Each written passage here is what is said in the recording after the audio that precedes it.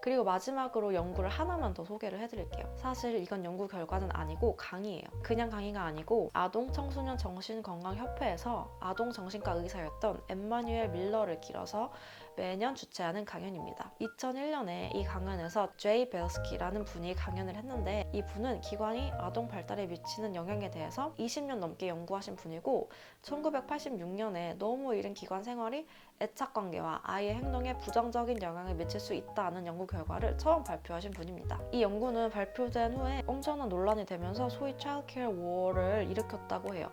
그래서 이 강연에서는 이런 논란이 되면서 나온 다양한 연구 결과들, 기관이 아이에게 미치는 영향에 대해 연구한 다양한 연구들을 리뷰하고 있습니다.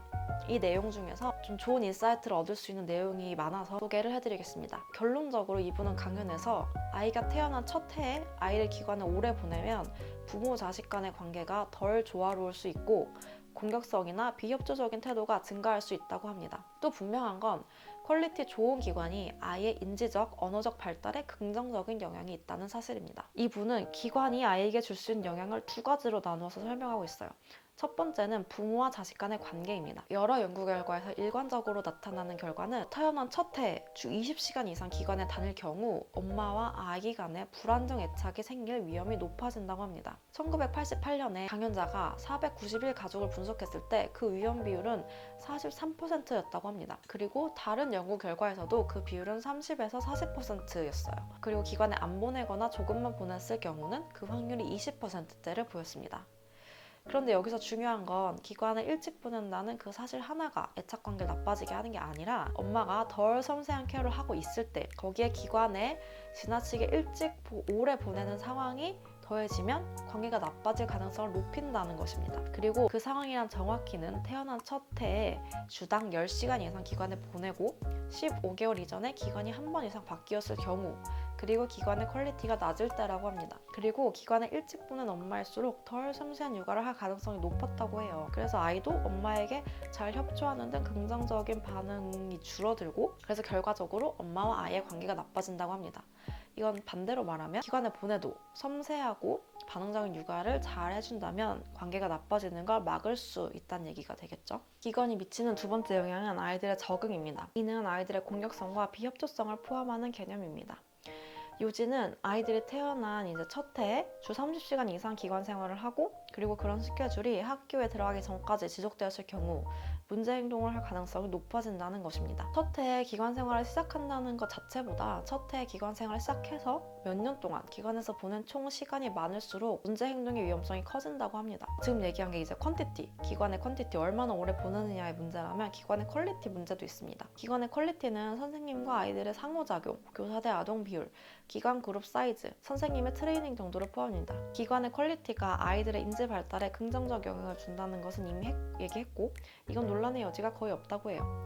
그럼 기관의 퀄리티가 아이들의 행동에는 어떤 영향을 미치느냐를 봤을 때, 기관에 태어난 첫 해에 가는 것과 낮은 기관의 퀄리티가 합쳐졌을 때 아이들의 발달에 안 좋은 영향을 미친다고 합니다. 또 퀄리티가 좋은 기관에 오래 있는 것이 좋은 기관에 짧게 있는 것보다 긍정적인 영향을 끼치는 건 아니라고 합니다. 즉, 기관의 퀄리티가 중요하지만 이게 아이들에게 영향을 주는 절대적인 요소는 아니라고 합니다. 그리고 마지막으로 중요한 것은 다양한 연구 결과를 봤을 때 기관 생활보다는 가족 요인이 아이의 발달에 더 큰 영향을 미쳤다고 합니다. 그렇다면 지금까지 나온 자료를 쭉 봤을 때 이상적으로 기관에 보내려면 대략 어떻게 해야겠다, 이런 그림이 그려지긴 해요. 일주일에 30시간이랑 10시간 얘기가 많이 나왔죠? 한번 시간대별로 나눠볼게요. 일주일에 10시간이면 9시에 등원해서 11시까지, 점심 먹기 전에 하원하는 게 될 거고요. 20시간이면 오전 9시에서 오후 1시, 점심 먹고 하원하는 게 될 것이고, 30시간이면 오전 9시에 등원해서 오후 3시까지, 점심 먹고 낮잠 자고 하원, 이런 스케줄이 되겠네요.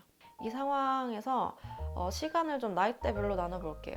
현실적인 거 말고 이상적으로 36개월 이전에 기관에 보낸다면 0세에서 1세는 10시간 미만으로 보내고, 1세에서 2세는 30시간 미만으로 보내고, 2세에서 3세는 아이의 상태를 보면서 점진적으로 늘려간다, 이 정도로 정리해 볼 수 있을 것 같아요. 하지만 이렇게 안 된다고 해서 실망할 필요는 없습니다. 연구 결과에서 계속 등장하는 내용은 기관 생활보다 부모의 양육, 가족 요소가 아이들의 발달에 더 중요하다는 것입니다. 그리고 이제 어린이집 보낸다고 무조건 부정적인 결과로 이어진다는 게 아니고 부정적인 영향의 가능성이 높아진다는 것입니다. 사실 부모님 중에 어린 아이를 기관에 오래 보내고 싶은 분은 없을 거예요.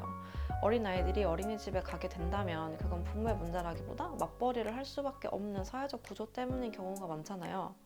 그래서 각 가정의 상황을 이제 잘 따져보시고 꼭 보내야 한다면 죄책감을 갖기보다 기본적인 지식을 가지고 부정적인 영향을 최소화하기 위해 할 수 있는 노력을 하는 것이 좋을 것 같아요. 그건 36개월 미만 아이의 경우 어린이집에 있는 시간을 할 수 있는 한 최대한 줄이되 집에 있는 동안에는 더 신경 써서 긍정적이고 세심한 케어를 해주시는 것이 되겠죠. 그래서 이제 이걸 공부해보고 저는 이제 어떻게 할 거냐. 사실 저는 36개월까지 안 보낼 것 같습니다. 안 보내고 싶어요. 왜냐면 저는 아이가 둘이라서 그래요. 만약에 제가 아이가 하나 있고 이런 연구 결과를 읽었다. 저는 개인적으로 좀 보수적인 입장이라서 둘째가 25개월이잖아요. 그러니까 9시에서 10시 뭐 사이에 등원을 해서 점심 먹고 하원시키는 스케줄로 갔을 것 같아요. 근데 제가 아이가 둘이다 보니까 첫째랑 있을 때는 둘째랑 상호작용을 거의 못 해주거든요.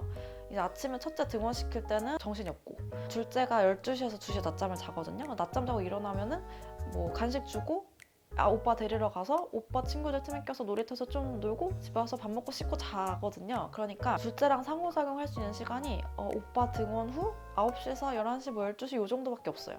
근데 어린이집에 보내면 이 시간이 없어지는 거잖아요. 그러면 이제 둘째랑 좀 멀어질 수도 있겠다 이런 생각이 들더라고요. 그래서 이런 것 때문에 36개월 이후에 보내고 싶습니다. 근데 제가 이렇게 생각할 수 있는 것도 아이랑 하루 종일 붙어있지 않아서 가정교육이 할만하기 때문에 그래요. 이게 무슨 말이냐면 제가 첫째 키울 때는 가정교육 한다 하면은 하루 종일 아이랑 붙어서 생활하는 거였거든요. 근데 거기서 오는 스트레스가 정말 크더라고요. 이게 단순히 힘들다기보다 그냥 아이랑 계속 붙어있는 거에서 오는 뭔가 말로 표현할 수 있는 스트레스가 있어요. 근데 지금은 첫째 등원시키고 둘째 한두 시간 놀아주고 그러다 보면은 그냥 계속 씻기고 재우고 씻기고 재우고 이거의 반복이에요. 첫째도 하원에서 놀이터에서 항상 놀고 오니까 놀이터에서 놀고 오면은 그냥 씻기고 재우고 이러면 끝이거든요. 이게 체력적으로 힘들기는 하지만 아이 옆에 붙어서 계속 정신적으로 케어하고 상호작용하고 이런 게 아니니까 정신적으로는 나름 할만하더라고요. 제가 앞에서 겨울에 애들 둘 가정교육할 때 진짜 힘들었다고 했잖아요. 그때 그 아이랑 계속 부대끼면서 있는 거 그것 때문에 힘들었거든요. 하나 있을 때는 그래도 어느 정도 참을 수 있었는데 둘을 그렇게 하려니까 진짜 힘들더라고요. 그때 되게 진짜 우울했고 이제 하루가 끝나면 다음날 오는 게 무섭고 그랬거든요. 아이한테 화도 많이 냈고 부정적인 상호작용도 많이 했던 것 같아요. 그래서 죄책감도 많이 느끼고 자괴감도 많이 느끼고 그 상황에 뭔가 계속 끌려다녔던 것 같아요. 지금 생각해보면 이런 연구 결과를 봤을 때 기관에 보내는 게 물론 무리하게 보냈을 때 나쁘다는 거지 어느 정도는 보내도 괜찮은데 첫째를 기관에 그냥 좀 보낼 걸 이런 후회가 많이 들어요. 그래서 기관에 보낸 문제에 대해서는 일단 기본적인 지식을 갖추고 너무 두려워하지 말고 내 현실적 상황이 어떤지 내가 어디까지 할 수 있고 어느 부분은 할 수 없는지 명확하게 생각해서 판단하는 게 가장 좋은 것 같아요. 그리고 그 판단을 했다면 그거를 밀고 나가시고요. 그래서 저는 제가 그때 그랬던 것처럼 무작정 가정교육을 하는 것보다 기관의 필요에 따라 현명하게 보내면서 부모의 멘탈을 잘 챙긴다면 그게 더 아이한테 좋을 수도 있다고 생각합니다. 그리고 5년간 전업주부를 해보니까 엄마한테 일이나 엄마의 삶이 있는 게 중요한 것 같아요. 저는 자라면서 막 여자가 결혼해서 아기를 키우고 뭐 이런 게 중요하다 그렇게 해야 된다 이런 얘기를 거의 듣고 자라 그런 분위기가 아니었거든요. 그래서 자연스럽게 자아실현이 중요하다고 생각하면서 컸는데 이제 아기 키우면서 집에 있게 되니까 그런 부분이 충족이 안 되니까 확실히 우울하고 공허한 게 있어요. 집안일하고 아기 키우고 이러는 게 무엇보다 중요하다는 걸 머리로는 알겠는데 뭔가 하나 빠져있다는 느낌이 계속 들거든요. 근데 엄마가 일을 하면은 자기 커리어도 있고 아이한테 좋은 롤모델이 될 수도 있고 또 아이와 어쨌든 주기적으로 분리가 되는 거잖아요. 그러면서 이제 리프레시도 하고 다시 만났을 때 아이에게 더 섬세한 케어를 해줄 수 있지 않나 하는 생각도 들어요. 저도 일단은 가정부유 결정했지만 제가 너무 힘들어지거나 뭐 유튜브를 더 본격적으로 해보고 싶어지면 보낼 수도 있습니다. 앞으로 무슨 결정을 하든 이번에 공부한 지식이 도움이 될 거라고 생각을 하고 여러분들께도 도움이 되었으면 좋겠습니다. 저는 다음에 또 다른 고민을 가지고 찾아오겠습니다. 감사합니다.